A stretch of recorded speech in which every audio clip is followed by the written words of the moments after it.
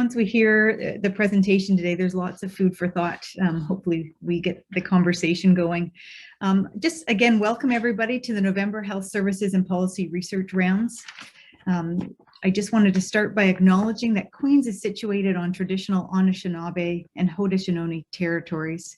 And I'm here today on the lands, and I look out my window and I'm just looking at the last remaining leaves on the trees and just thinking about how grateful I am to be here in this transition point of the seasons. And I know not all of you are sitting here in the lands of Kingston, Ontario, and wanting you to take the time to recognize the places that you are situated in and say thank you. And so thrilled to have two speakers here today, Dr. Justine Giosa and Dr. Margaret Saari. And I heard them present. I've actually heard this talk a few times, and I was so energized by it because it really is a way to think about how to use data to inform health services and health systems.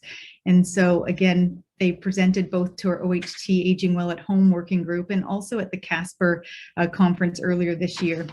And so just some quick introductions. Dr. Giosa is a research scientist and manager at the SE Research Center, which is the St. Elizabeth Research Center. She's an adjunct assistant professor at the School of Public Health and Health Systems at the University of Waterloo. And her research focuses on integrated older adult care planning and delivery and authentic engagement with older adults and caregivers. Dr. Saari is an applied health services researcher and a nurse by background and also works at the SE Research Center. She's an adjunct faculty at the Faculty of Nursing at U of T and an Inter-RI fellow. Her work focuses on using routinely collected data to support clinical and operation decision-making and also design of home and community care and integration of community services. And we're thrilled that they are joining us here today. So I will hand the floor over to you and also put some questions in the chat here, and again, food for thought as they're presenting, and we'll engage together in a conversation after. So I'll hand the floor over to you. Great, thank you so much for the warm introduction, Catherine. The title of this talk is Long-Term Life Care, the Future of Aging-Focused Care in Canada. And as Catherine said, I'm thrilled to be presenting with my co-lead for this study, Margaret. But we also want to take a moment to recognize the other members of the investigator team for the study listed here on the slide. So Paul Holyoke, John Hurties, and George Heckman, representing combined the SE Research Center of SE Health, but also the School of Public Health Sciences at the University of Waterloo and Inter-RI Canada. So just make sure I can advance here. There we go. So before we get into the research project, we just wanted to give you a bit of background on SE Health, also known as St. Elizabeth Healthcare. And some of you may know us as a home and community care provider organization.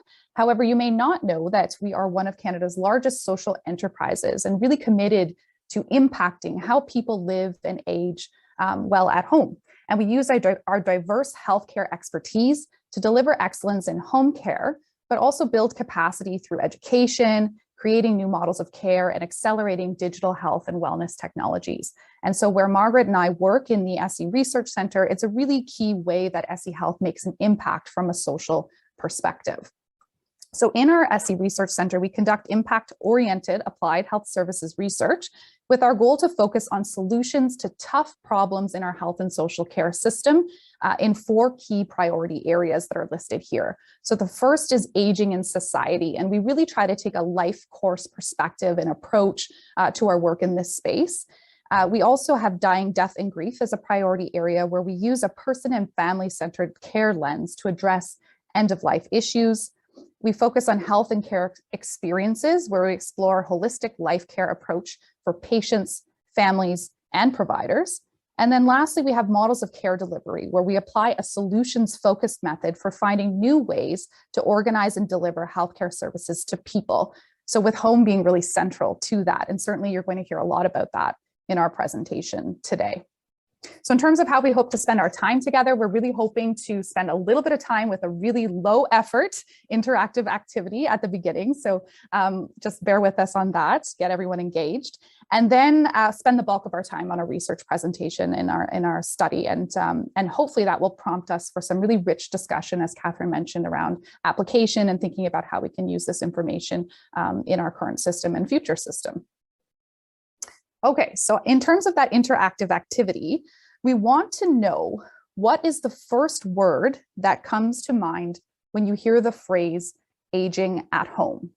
So in terms of how we're going to go about this, I want you to take, 10 to 15 seconds now and maybe jot it down on a piece of paper or just come up with the word in your head. And I'll just be quiet for 10 or 15 seconds. And then once you have your word, we'd ask you to share it in the chat, just so everyone can kind of see the different types of words that are coming up. So take 10 or 15 seconds now, and then when you're ready, you can post your word into the chat.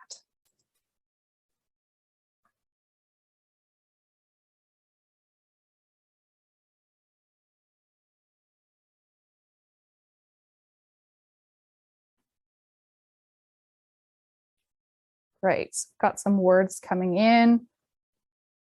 Privacy, desired, desired health, preferred, ideal, comfort, independence, choice, some repetition there too, community, comfort, desired, supported, challenging, excellent, some really great words. Community,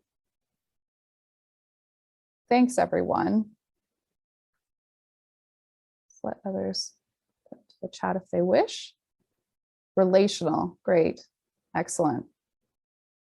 Okay, so like I said, very low effort, but there was a sort of a reason for doing this. So as part of the research study that we're going to present today, actually, we recently conducted 6 focus groups with a combined total of 72 participants representing older adults, caregivers, and health and social care providers across Ontario. And we completed this very same interactive activity that you just did as part of our introductions and icebreaker component of those sessions.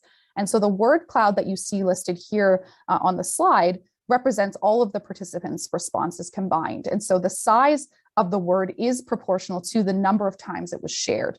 So you'll see in the center there, the biggest word is complicated, followed by goal, comfort, independence, safety, choice, and comfortable, surrounded by a whole bunch of other words that are very revealing, like rust, imbalance, frightened, tough, lost, and sad. And so as this is data that was collected in the last 2 months in Ontario, we feel like it's a good temperature check and very telling of the tensions that exist in our current system between what exists today to support aging-focused care at home and what is really desired. So just take a minute now and sort of notice any similarities or differences between what words we've shared in the chat and words that were coming out from these sessions. So we just wanted to start off with that to kind of set the stage for our presentation today. So as you may have guessed, our work is really about aging at home and how we can shift to a future where aging-focused care is the reality within the home environment. So the broader societal positioning of our work is really in the context of this ageism conversation that has really been unearthed by COVID-19. And we've had to come to terms with some pretty hard truths and unmet needs of older adults resulting from decades of ageism towards them in our healthcare system, and really the stigma towards aging in society. And I think we can all agree that ageism exists and that we need to fix ageism towards older adults to develop a better system of care for older adults specifically, but we see it as a broader issue. We see it as extending beyond sort of an aged care system to thinking about anti-agingism and an aging-focused long-term care system that is about all of us, and really thinking about a whole system of needs to support people across the lifespan and thinking about intergenerational impacts, both positive and negative. So we really like to start with this positioning as a way to ground our work in this broader picture, because we all really need to care about this. This is applicable to all Canadians. So when we think about the rhetoric on long-term care reform currently, it's our view that some of this rhetoric is actually unhelpful towards moving to aging-focused care in a way that we've described it. And so we feel we need to change the conversation on some of these pervasive misconceptions about home care and long-term care in order to start towards moving towards this more realistic and positive direction. So I'm going to highlight 4 key points that we try and reinforce. And then throughout our presentation today, we'll provide some evidence to substantiate some of these points through our own work as well. So the first is that we need to build an understanding that older adult care needs vary, and they're not unique to a particular setting or sector. So for example, not everyone living with dementia requires long-term care. That's something you hear a lot in rhetoric. And we need to stop sectorizing older adults. The second is that home care actually serves quite a medically complex population. It's not all just baths and showers that you often hear about, right? Home care really does have a skilled nursing and allied health workforce and delivers really highly specialized services in home, like chemotherapy, for example. We often forget that the majority of older adults in Canada actually do live in their own homes, right? So focusing all of our policy attention on residential long-term care leaves out the majority of our aging population. And lastly, we need to remember that when we compare costs between sectors, it's not an apples to apples comparison that we're making. So for example, residential long-term care per diems include more than just direct care costs. So we think about food and dietary and housekeeping and laundry and administrative services. And so these things also vary by resident acuity, size of the care home, and co-payments. So it's not as simple as it may seem. So in terms of some more background and rationale, let's talk a little bit about long-term care. And we've talked about that the COVID-19 pandemic has really exacerbated existing health system challenges and reinforced the need for long-term care reform. And our recent emphasis has been placed on improving residential long-term care facilities and building more beds and improving standards of care in congregate setting. And this is really necessary and important work. We agree with that. It is very necessary and important work, but commentators predict that we'll never be able to build enough beds to sustainably serve our aging population. And CIHI recently reported that 1 in 9 newly admitted residents to long-term care in Canada could have been cared for at home, which is where 96% of Canadians wish to live and age and receive care. So unfortunately, our current home care system is underfunded, under-resourced, and most care is short-term, task-based, and reactive following an acute hospital stay. So prior to the pandemic, 35.4% of Canadians with home care needs had these needs unmet.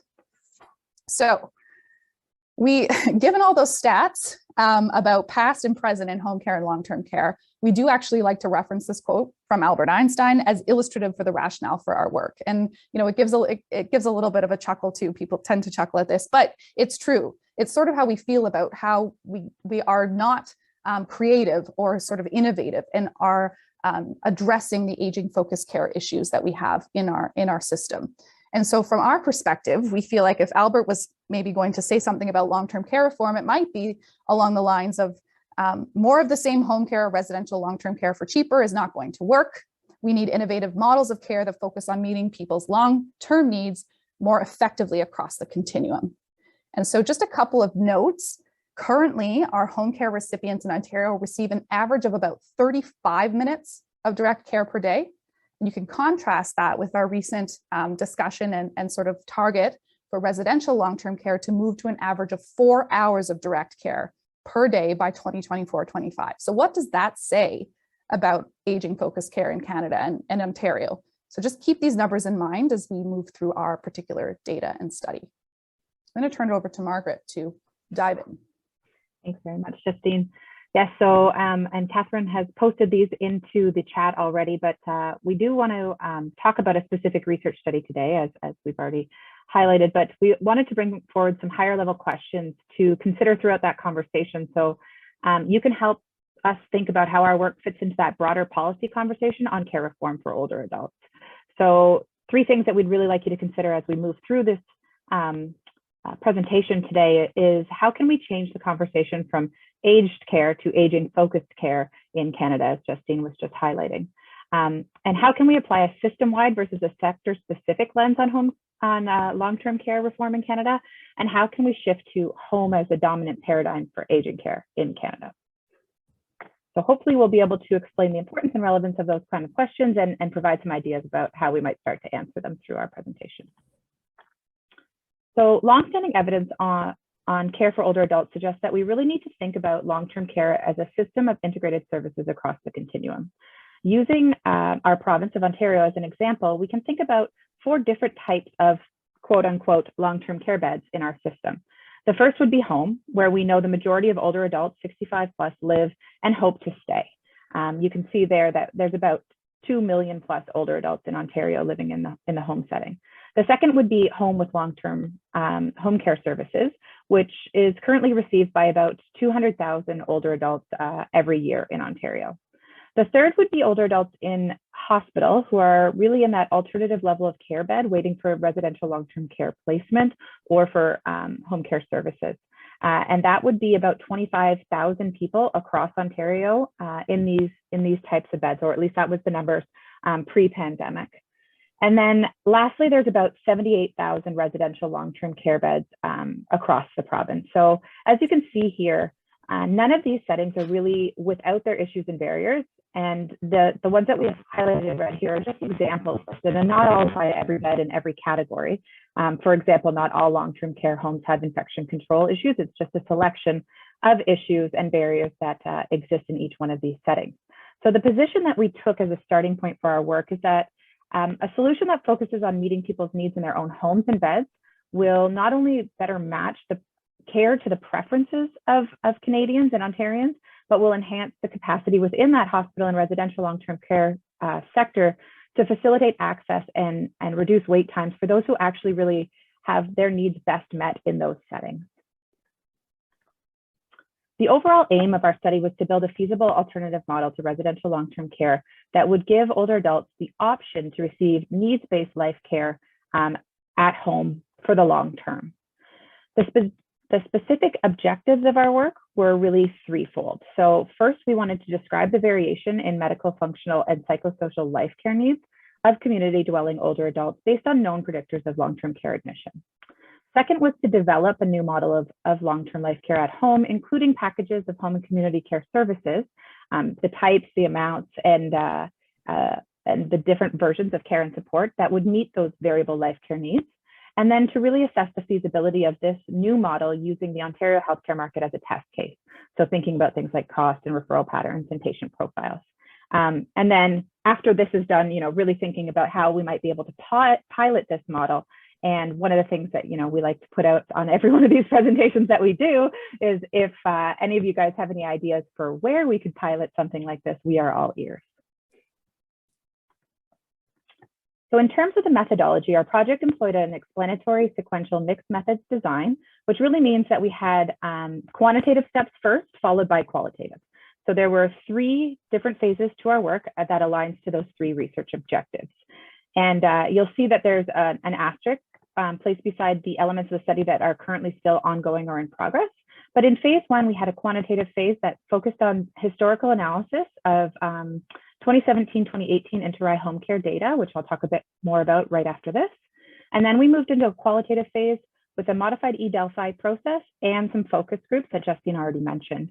And then phase 3 is really around feasibility and the comparison of needs, care, and costs in those 4 long-term care bed types that we talked about, and some key informant interviews that are coming up next. So first, the quantitative phase. This is where we really looked at describing variation in life care needs.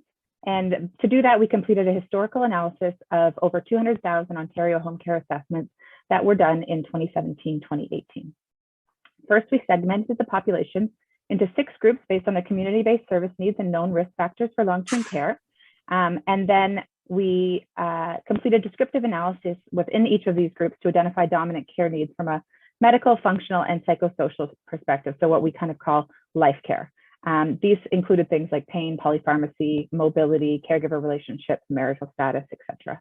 And then we used comparative data from across Canada to describe the prevalence of each group in home care in other provinces and territories, so we could really have a better picture of what this looks like across Canada. So in our first round of segmentation, we leveraged some work that was already underway in Ontario to identify distinct groups with differing vulnerabilities in home care to support the identification of care coordination and assessment needs during the pandemic. So as we all know, there was some directives to reduce the number of in-person contacts. So the key focus of the work was to identify individuals who would, due to their care needs, actually need that clinician-led assessment and ongoing care coordination visits while public health measures were in place. And so in this work, the groups were created using a hierarchical algorithm that took into account medical complexity, functional needs, some factors looking at risk of long-term care placement, emergency department visits, hospitalizations, and the ability really to self-report in a non-clinician-led interview. And what emerged was 6 groups with varying levels of community-based service needs, ranging from those who were likely to require connection to specialized geriatric services, so they were quite complex individuals, and then all the way to those who would be able to complete self-report tools to support ongoing monitoring during the pandemic.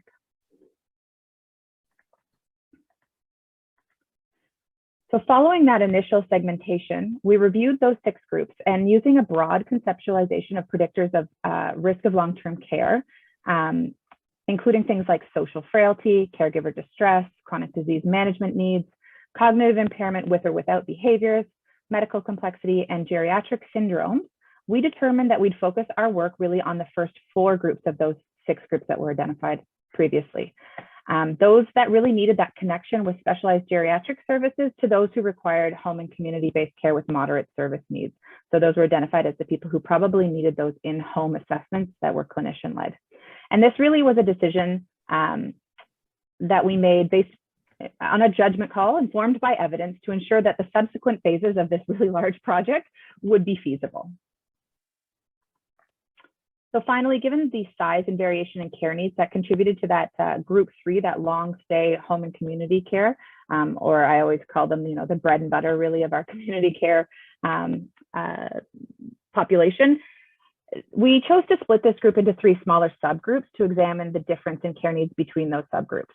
So this ended up resulting in a total of 6 groups still for our study, and each one of those groups made at least 5% of the total long stay home care population, and each group had similar service and care needs. So following kind of that development of the 6 groups based on their needs, we then moved to creating a clinical profile for each group. So we conducted comprehensive descriptive analysis to really understand the group's dominant care needs. Data were selected from the INTERI-HC in the following domains. So you can see them listed on the slide there. The background information, such as demographics, social supports, and living arrangements, referral information, such as the location of the assessment, and then 3 kind of categories of needs: the medical, functional, and psychosocial needs. And so there would be different items and data that was selected for each one of those domains, and that was what we looked at to develop the clinical profile. So this is kind of a summary of what emerged from this quantitative stage. We had, as I already said, the 6 groups of patients, and for each group we described those dominant care needs and life care needs within the groups. And we brought it really to life by creating a persona around each group or each section of information. We included a name and a photo, so you could kind of relate to the individual. And then the dominant care needs were defined as that most frequent care category for each care need, as well as characteristics that were rarer but really critical to consider when thinking about the risk of long-term care admission. For example, rural versus urban living or client gender. So we know that there's never going to be a group that really is all rural, but we really wanted to make sure that that was reflected, because it's clear in the literature that those who live in rural settings are at higher risk for long-term care admission. So again, these profiles really represent people who have been assessed for home care services in Ontario. So you can see there's quite a bit of variation in the Ontario home care population, but really an important one is that more than 30% have medical complexity or geriatric syndromes. And in the middle here, you can see our most frequently served group, who we named Helen. She's characterized by her need to manage chronic disease effectively at home. So this is often, what people think about when they think about home care, or they tend to think about the lower needs groups. And so I just want to bring you back to that changing conversation slide that we showed at the beginning. And this is really some evidence to support that fact that there's a wide spectrum of needs of existing community dwelling over older adults. And one other key thing to look at here is you'll see in a lot of the profiles that there's a mention of the caregiver. And so it was really important to us in developing this model to treat the older adult and the caregiver as a dyad in alignment with the PSCC literature. And so really thinking about how we support caregivers non-medically in a real way as a proactive approach to caregiver support versus reactive to caregiver burnout. So I think that's just another important piece to highlight here. There were also a few additional notable observations about the Ontario home care population that we wanted to highlight. So first is that level of complexity seen in home care population. So 34% of the population had a combination of medical, functional, and psychosocial care needs, which really reinforces why a task-based model of home care is not working. Next, we identified a really high incidence of mental health needs across all 6 groups. And so depression and anxiety ranked in the top 10 disease diagnosis for all 6 of the groups. And half of the population triggered the clinical assessment protocols, which identified mental health needs, mental health care planning needs, which again tells us that we need a new and innovative approach rather than more of the same. Further, we identified that quite a few potentially unmet needs in the current service model. Examining some of the key clinical characteristics in the assessments, we noted that in each group, 90% or more would benefit from some intervention by nursing, that 70% or more would benefit from social work, PT, OT, so there are our allied health colleagues, and 30% would benefit from intervention by a speech language pathologist. However, we did see, as Justine already mentioned, that less than an hour per day of service was actually provided on average, and really it was around 35, 36 minutes, which varied across the 6 groups, but didn't vary that much. So finally, the last point is really that the structural factors did matter. Those assessed for home care but didn't receive service were actually more likely to be assessed in hospital, not have an identified co-resident caregiver, and live rurally. So these folks were also most likely to have a discharge destination of long-term care. And it may reflect that they were only assessed for placement in long-term care, or that they were assessed for discharge home, but the necessary services were not available. Either way, we really felt that it was a notable observation that some of those key factors that we had thought were relevant really were relevant to the development of this model. So then after we'd done all that work, which was quite a bit of work, we compared these groups of patients to home care populations across the province where we had standardized inter-eye home care assessment data. And some key things that you can see here is that the representation of the Helen patient group is fairly consistent across the provinces. So again, going back to the bread and butter of home care, Helen is really it. No matter which province you live in, you see kind of a range of how many Helens there are, but that she is definitely the dominant care profile in the majority of provinces.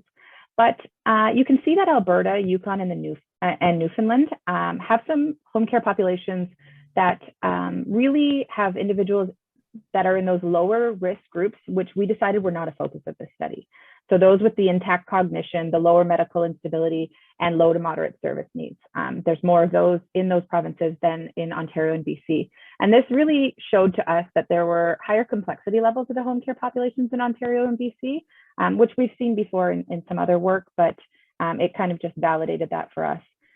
Further, you can see that BC and Alberta are actually dealing with more cognitive impairment and behaviors in their home care population, whereas Ontario seems to serve more of the medically complex population. But really what we're aiming to show here is that home care across Canada is not uniform. Again, it's not apples to apples comparison. And so the feasibility of any solution or new model of care that we would put forward would really need to be assessed and tested province by province to make sure that the adaptations are made to really fit the context. Thanks, Margaret. So next, we translated the details from this quantitative analysis that Margaret's just overviewed and detailed into written evidence-informed patient group narratives to further bring the patient groups to life for our qualitative phase, which I'm going to describe next. So you can see here I have the example of Helen on the slide, and the narrative is really grounded in those quantitative findings. So it's not just a story, it really is grounded in those findings from the clinical profiles that Margaret just described. And again, note that we base these on the dominant needs in each group, as Margaret explained, and you can see some of the percentages based on those characteristics here on the slide. So our phase 2 qualitative component started with a modified eDelphi process with actually over 40 interdisciplinary home care clinicians participating in order to develop packages of community-based life care that would meet the dominant life care needs of each of these 6 patient group narratives. So our goal was really to derive consensus in a structured way on 3 layers for these care packages, and they're listed here. So the first is the focus or dominant life care concerns for each of the patient vignettes, and we use something called the Pillars for Positive Health out of the Netherlands, and I'll show that in a moment. The second is the types of care or services that could be provided at home to meet the needs of each vignette. And to do this, we did a rapid scan of existing home and community care services and leveraged clinical expertise for that. And then finally, a quantification of the hours of service that should be provided to adequately meet the needs of persons who are represented by each vignette. And we used a 12-week period to align with this reassessment timeframe in long-term care. So we asked people to comment whether the care would be needed daily, weekly, or on a total basis. So here you can see the pillars for positive health, which I mentioned is how we really define life care out of the Netherlands. It's a little small, so I apologize. But there are 6 dimensions or 6 dominant areas: bodily functions, mental well-being, meaningfulness, quality of life, societal participation, and daily functioning. And just note that home care really does focus on sort of daily functioning and bodily functions right now, going back to some of that earlier conversation we had. And then on the right, you can see those 65 services I mentioned based on that rapid scan and clinical consultation. So in our stage 1 of our E-Delphi process, we focused on those first 2 layers, the focus of care, those pillars, and the types of care and services. And we split our expert panel into 2 groups, and each of those groups focused on 3 of the vignettes. And so you can just see here, sort of after all of the 3 rounds, we acknowledge that all of the pillars were important across our vignettes. And certainly you can see the range of services was between 20 some odd services to 52 services as deemed important. So again, just representing, the gap between what exists currently and what home care clinicians who are living this every day feel is needed. And then finally, our stage 2 in terms of the quantification of care hours. So we asked people in round 1 to give us an open-ended estimation of the amount of care that would be needed. And then in rounds 2 and 3, building consensus on those ranges. And then what we did in terms of interpretation of the Delphi findings was we really tried to think from a feasibility perspective and map the findings to specific disciplines who currently deliver home care services in our existing system to sort of build on what exists instead of starting from scratch. So recognizing that there are new and emerging models of transitional and home care that are semi working in our system, and really trying to map our findings to those providers highlighted there in yellow that are already delivering services in homes. And what we did was we used the design principles on the right to really try and focus in on how do we deliver those services. So we focused on least number of providers for a continuity and therapeutic relationship building perspective. Again, focusing on life care needs, not just medical needs, making sure that anything that's commonly available in high quality long-term care, residential long-term care, should be available in this program, integrating with local community services and partnering with organizations and providers with expertise beyond that home care group. And then also, with that goal in mind to support people's long-term needs at home and delay and avoid admission to residential long-term care. So you can see all those types of other providers and services around that core group here on the slide. And so what you can see here is that sort of the results of that mapping process was the development of a 12-week care package for each of the patient narratives. And this is an overview of those packages. You can see we've listed the providers involved in highest to lowest involvement in the care package. And note that we've distinguished between a visiting nurse and a primary nurse in the package. So primary nurse would be responsible for integrating the team with both internal and external services, and non-medically and community support services. And these people may be the same or they may be different depending on the individual needs of the person. And at the bottom, you can see an average hours of care provided each day, which includes both that direct care in the home as well as additional integration and referral time, as we've talked about in terms of the services needed outside of the home. So just note these hours in comparison to the hours we mentioned earlier in terms of the average 35 minutes per day that is current in our home care system, and that target of 4 hours of direct care per day by 2024 in long-term care. So next we moved into those focus groups, as we mentioned, to validate and refine the care packages and explore how to operationalize that cross-sector integration that we keep mentioning. So we had a total of 72 older adults, family caregivers, and a wide range of providers across the continuum from home care, primary care, long-term care, mental health providers, specialized geriatric services, and community support services involved. These sessions were very participatory and interactive, and we used service design methods like empathy mapping to unearth really rich discussions.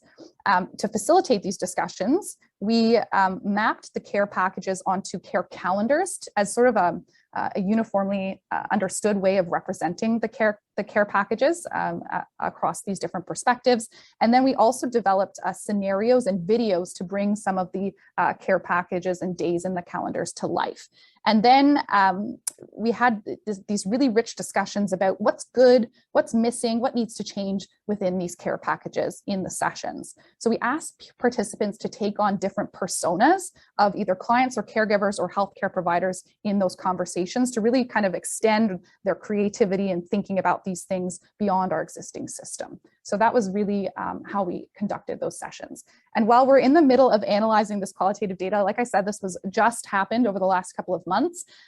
We don't have a fulsome analysis to share with you yet, but we thought we'd share this quote from one of our participants to give you a sense of the depth of the conversation that happened in those sessions. So one participant said, "I think the government has to wake up that the population isn't getting younger, and this is going to increase the needed services for our older people.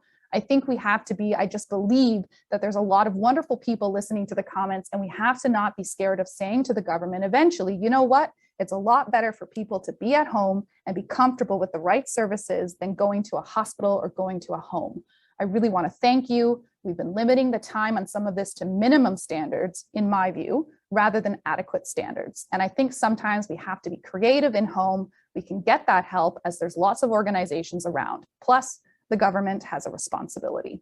So we really just felt like that was a great summary quote from our sessions that we conducted. So I'll just toss it over to Margaret again for some feasibility discussion. Yes, exactly. So I'm going to highlight some of the feasibility analyses that we've conducted to date at this point. So because the data that we used to develop the vignettes of the older adults was derived from those community assessments, the home care assessments, in order to understand the potential similarities and differences between clients cared for across the two sectors, so the long-term stay home care versus residential long-term care, we completed the same descriptive analysis as outlined in phase 1 on all clients admitted to residential long-term care in 2018-2019. And you can just see really right here the comparison of which data was used and where the assessments were done. Our focus was really to determine if the 6 patient care groups that were derived were identifiable in the current residential long-term care population, and if they were, whether that clinical profile was really comparable. So as you can see here, the distribution of clients in each of the 6 patient groups does differ between home care and residential long-term care settings, but there are really some key points of overlap. So we didn't expect them to be exactly the same, but what we were really looking for was that key point of overlap. So most notably in the group personified again by Helen, that's one of our biggest points of overlap here. Helen's the largest group served by home care, but it's also one of the predominant groups cared for in residential long-term care. And given this overlap, it may be like an easy initial starting place to focus our efforts, but I think also it's worth considering why couldn't we also focus on supporting the Annettes and the Glorias at home. As you see, it's a huge proportion actually of the home care population that are those higher levels of complexity, as we've already talked about. So as you may remember, Helen was characterized by lower medical instability and high service needs without triggering the need for specialized geriatric service referrals or primary care monitoring. So, she's that middle ground with the chronic disease management issues and a number of other typical home care things, such as, functional status and et cetera. So while there are variations in key factors that influence admission to long-term care, you can see that the proportions of the population with similar clinical profiles to those cared for in community with current service models. So I really want to emphasize the current service model piece, as we know that there's limitations to those services and availability. And so here, where I have them circled, you can see the proportions where there are similar characteristics to that dominant care profile served in home care. For example, just over 40% of the Helens in residential long-term care have levels of cognitive impairment equal to the vast majority of home care clients. In terms of functional status, we see a more functionally dependent health in residential care. However, there is really that proportion with lower functional needs as well that could potentially be easily served within home and community. And then finally, in terms of medical instability, got the whole bar circled there, we actually see that the clients in residential long-term care are less medically complex than those currently served in home care. So that component should be something that we would be able to care for in home care. So these comparisons really reflect both points 1 and 2 on our changing the conversation slide at the beginning of the presentation, that the older adult care needs are really not unique to a specific sector or setting, and that home care really does serve that medically complex population. And really, if we were able to rethink our model of care, we may even be able to do a bit more. In terms of feasibility from a cause perspective, we go back to our conceptualization of the 4 different types of beds that Margaret presented earlier, and some, typical per diem costs that are associated with these settings, which you see listed and highlighted here in yellow.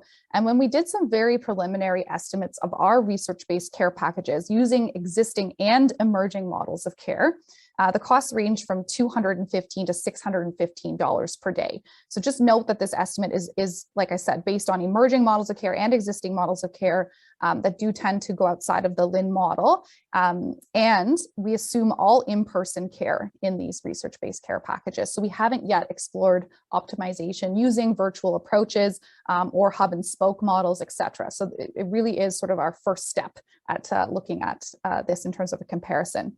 But really, if you look at this and you look at these comparisons, it's not hard to make a rationale or an argument for testing out these research-based care packages within our current system. If you look at hospital ALC waiting for long-term care, for example, that's a slam dunk. But if we really are moving towards an aging-focused care system, then there would be a rationale to be looking at this within the context of all these different types of beds as a system of long-term care for aging Canadians. So in terms of summary and next steps, to our knowledge, this is the first mixed methods home care study to combine the power of big data with a rich context-specific and multi-perspective understanding of the challenges and opportunities for enhancing the care sector from deep engagement of what we call experts by lived experience. So those folks who are really living this every day. We feel that this new model of care could help expand, like I said, the long-term care system in Canada to include a more integrated continuum of services across settings. And in terms of next steps, we will be continuing with our focus group analysis, again, really focusing on how we can take what we found and heard from participants to operationalize this model and what might need to change or be refined to be able to do so. And then we do have key informant interviews planned to think about how we would further and actually develop those key pieces of operationalization across the system, including referral patterns and things like that. And then lastly, of course, we'd like to pilot test this in the hopefully not so distant future, and certainly open to conversations about that as we move to our discussion portion. And speaking of that, we will return to these questions that we posed at the beginning. And I know Margaret overviewed them and Catherine's also put them in the chat. So we would love to have some conversation about these now, and also welcome any questions about our work, either the presentation or the research study itself. So thanks so much for listening. And we've got some time now where we can have hopefully some interactive discussion. So thanks so much. I'll just jump in and just say thank you to you both. It's extremely comprehensive, and it's such a wonderful way to present large data that sometimes seems very inaccessible in these clinical profiles. And I think, when I think about you saying like how to change the conversation, it's by work like this, engaging large data, talking to people and making it digestible. So when you talk to decision makers that, you have some clarity in terms of what the ask is and what the alternatives could be. I have a million different questions, but I won't hog all your space and would love to hear from other people.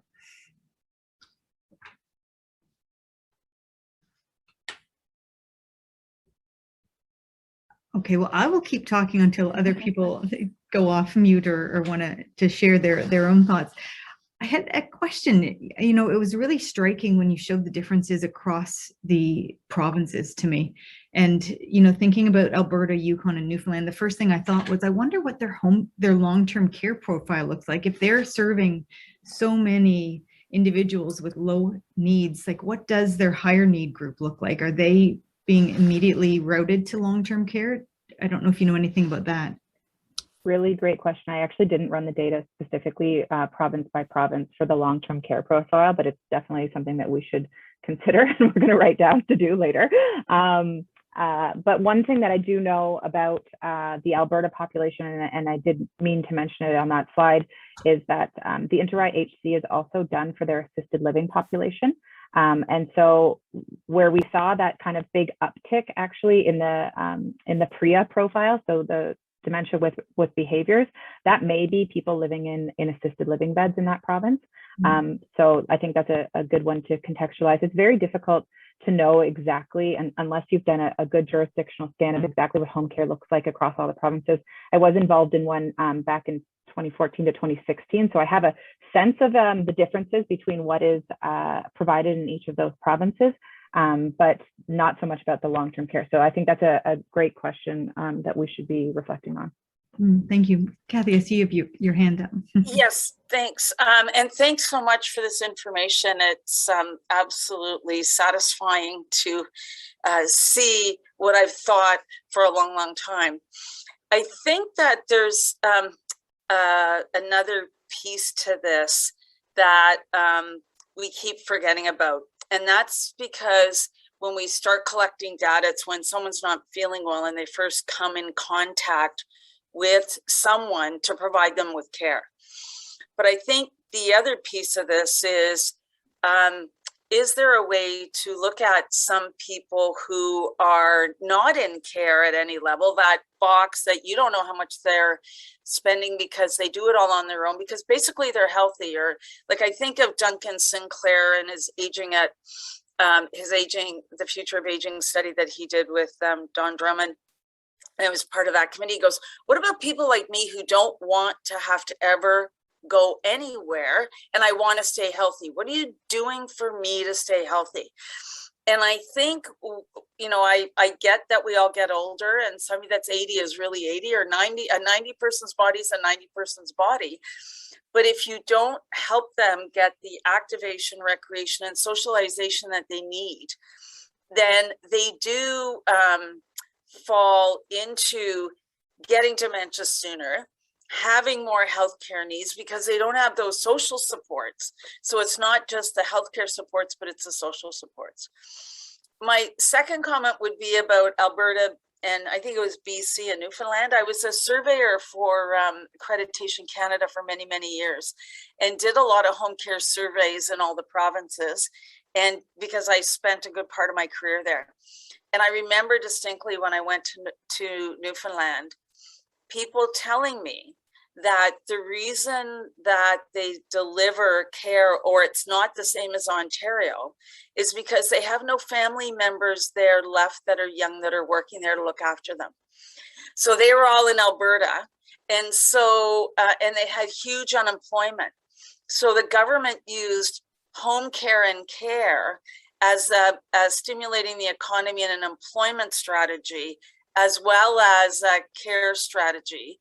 And that was sort of many years ago. And maybe the people out west, because they're pioneers the farther west you go, don't have family members to help with that socialization, activation, and recreation, or that support in that box that said that you don't know how much they're spending because they're looking after themselves. Just a thought on those two. Two really good thoughts, and Margaret, I'll let you jump in as well. But I think on the first one around the social sort of piece and the sort of even more proactive or upstream look at this, I think it's a really excellent point. Certainly, you know, in our choosing of the 6 groups, like as Margaret mentioned, in terms of the feasibility perspective, I think, you know, the Maya group, which is sort of the social frailty group, is already a huge jump for our system, even though for us, it's not. Those of us who understand this and a bit more or have been involved in this type of research, we know that you know, that is sort of like really not that upstream, but for our system in terms of the gap from where we are to where we want to go. And certainly, you know, considering those lower end groups from that previous algorithm that Margaret shared would be something we need to consider in future as we work to build this aging focused system that we've been talking about. So Margaret, if you want to jump in on that point, and then we'll talk about the caregivers in a second, but go ahead. I feel like you want to comment. No, I totally agree with you on the Maya piece. I always say she's one hip fracture away from long-term care.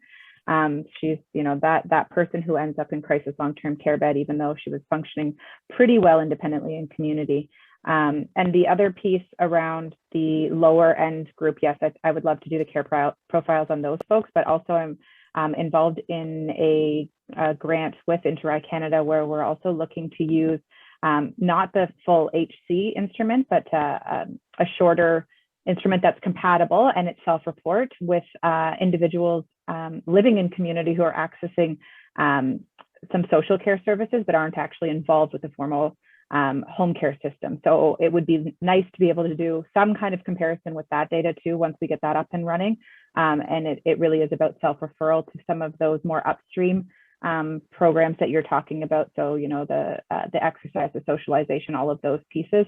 So people are able to go online, do their own assessment, and then talk to their doctors about what services might be available, or talk to other folks within the community about what services might be available.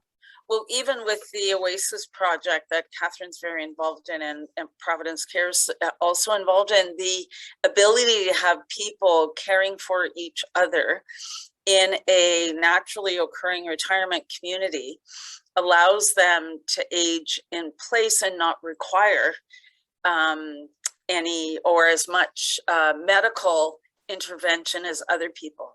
I think the other piece is the medications that people are on. If you can manage to reduce the number of medications, you may reduce the number of falls, and you will reduce the number of trips to emerge, and you'll have people that are happier and have a healthier lifestyle with their pain controlled.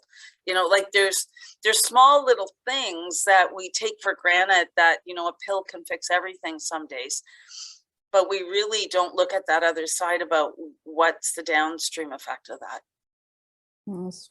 Really key points. And going back to your comment about caregivers, you'll recall Margaret mentioned, you know, really thinking about caregivers and the person receiving services as a dyad and thinking through the care packages. So that support really does represent, you know, respite services, primary nursing services that would help with that integration piece that's often left to caregivers, and social work services for families and things like that, where, you know, our system sort of assumes caregiver support. You know, we really tried not to do that and to sort of make sure that it was thought through as part of the package of services that are needed. So that would be sort of, I don't know, Margaret, if you have anything to add on the caregiver piece. Just that came out loud and clear in our focus groups with older adults and caregivers and healthcare providers, is the importance of that dyad relationship and the importance of not assuming that everything can be done or would be done or should be done by family members or friends. Thanks so much, Kathy. There's so many good points that, you know, each one of those, particularly thinking about upstream, thinking about understanding, you know, other upstream program use too. I mean, it's such a black hole of like, what are people using and how are they using it? And just to Heyman's point in the conversation, just thinking about that multi-generational living and support system. And Lynn, you have your hand up. I do, thanks. I want to say it's a great presentation. As a mental health outreach nurse practitioner, these are the people I would see when you go out there, right? And every profile, you got it. you pegged them quite well. I want to reinforce, though, exactly what you said about the caregivers, because they are struggling. And they're trying their very best to keep these people at home, but they're having a really hard time, and they have a lot of guilt about leaving this person, right? So I think your package really needs to acknowledge the amount of work that is required to support your caregivers as well. And the other thing I used to say is the people in the community in these profiles, they're okay until they're not okay. They're one domino effect away from failing. So it's a matter of, yes, we try very hard to reduce the medications. Yes, we try very hard to support the caregivers, but it doesn't take much to flip them into the hospital. And it's how do we prevent that bad outcome? And I think you're right when you identify maybe it is more nursing hours that they need. we really need to take that comprehensive geriatric assessment and very clearly indicate for each and every person what their risks are and try and put the appropriate supports in, not like a blanket, but a very specific care plan in place. And I think that would really be beneficial. Just to that point, and I just want to highlight for you, Lynn, is that all of those points I completely agree with, number one, but that the care packages that we put forward are really a starting place for us to understand what it would look like to operationalize this, and that there's no intention of, just here's your care package and let's go. It's really that comprehensive assessment that's conducted by our primary clinician and then discussed in collaboration with that caregiver, client, and the care team about what is exactly what you said, identifying what are those risks, what risks do you want to live with? Like, those are your choices. You live in communities, those are your choices to live with risks. How can we mitigate some of those risks, and what are the best interventions to put into place? So it's, this is a lot of work to come to the beginning of how to operationalize something like this, but it's really trying to take that systematic approach to understanding how to build a model, as opposed to like guessing, okay, we need 1 FTE of a physio and we need half an FTE of a social worker. It's really identifying what those needs are and then having that conversation with our communities and our experts with lived experience about what might make this doable. And I think it is reflected in the hours in our care packages right now, that piece around additional caregiver supports that aren't available right now. So when we're talking about the hours that are in our current system, really a lot of those hours, as everybody probably knows, are PSW hours. There's not a lot of professionals that are reflected in that half an hour a day. And then there's also very little support for caregivers directly that are incorporated into the home care side, maybe more in the community support or the mental health side, but we don't have a bigger picture of that because we only have the service data for home care. And I think too, just adding quickly there, that just being pragmatic about this, and again, going back to our point about not sectorizing, we aren't trying to suggest that we're going to keep everyone at home forever, always, and they'll never go to the hospital and they'll never go to, every day that we can delay or avoid admission is great, but we have to be thinking about this from a system lens. And so certainly when we're thinking about operationalization, and I mentioned those key informant interviews where we're going to be talking with individuals across the sector, how does that work? How does that referral process work? How would it work if someone ended up in hospital? Do they go back home? How, we need to be thinking through some of these things as we think about how we test this out, so we aren't, replicating past issues with sectorization of this type of approach. Thanks very much. I'm just looking at the time. We've got one opportunity for one more question. Heyman, you had your hand up. Yeah, thanks. It was a great presentation. I don't want to take much of your time. I'm just curious also, looking at the numbers and knowing the market and sort of the business mentalities. Sorry, I'm a physiatrist with a geriatric rehab background. So for instance, Helen persona, the long-term care percentage is pretty high for a chronic disease management patient persona. And you would think that that's a common persona every company or every agency tries to manage at home. And for long-term care to absorb that tells me that this is a low-lying fruit in healthcare that they just want to take on. It's easy to manage a person like that in a hospital, right? And they get the maximum dollar. But if you look at the more complicated person, they have less percentages in the home. So, I mean, I think from a sort of a marketing sort of a standpoint, and also from a pushing the home care angle, I think we should point out the fact that these more heavy burden patients should be the ones who actually should be in long-term care. And thank you for this. I mean, the data really helps look at everything, sort of to have an eye of where to put the focus on and how important the social part is. I'm also curious to know what Liz, the St. Elizabeth Health program, could do to help lessen the social frailty, the caregiver distress, and cognitive impairment parts, especially looking at the Yukon data, whether Liz could be that multi-generational support system too. Thanks. Mm-hmm. Great questions. I just want to highlight one thing about the data there. Do remember that home care, in our current referral kind of processes and the types of people that we're getting in home care, we do get a lot of those folks that are coming from hospital into the system. So you do see some of those medically complex individuals being supported in home care until they can't be anymore. But also a lot of long-term care homes don't actually have the resources to support some of the more complex interventions. So I also used to work in home care, and we would regularly refer for long-term care patients who were going home from hospital, that home care nurses would come in and do their IV antibiotics because there actually wasn't somebody available within the long-term care home to deliver that kind of specialized service. So if you really think about kind of the staffing model of long-term care, it does make sense that there's less medically complex individuals in there because it's mostly unregulated care providers who are supported by, a few nurses here and there. So thinking about that is another key point about why maybe some of those people aren't seen in the long-term care data, and whether they get moved into complex continuing care or they go to hospital, or we also know, long-term care, you don't tend to live in long-term care for all that long. So it may also be that they're just at end of life.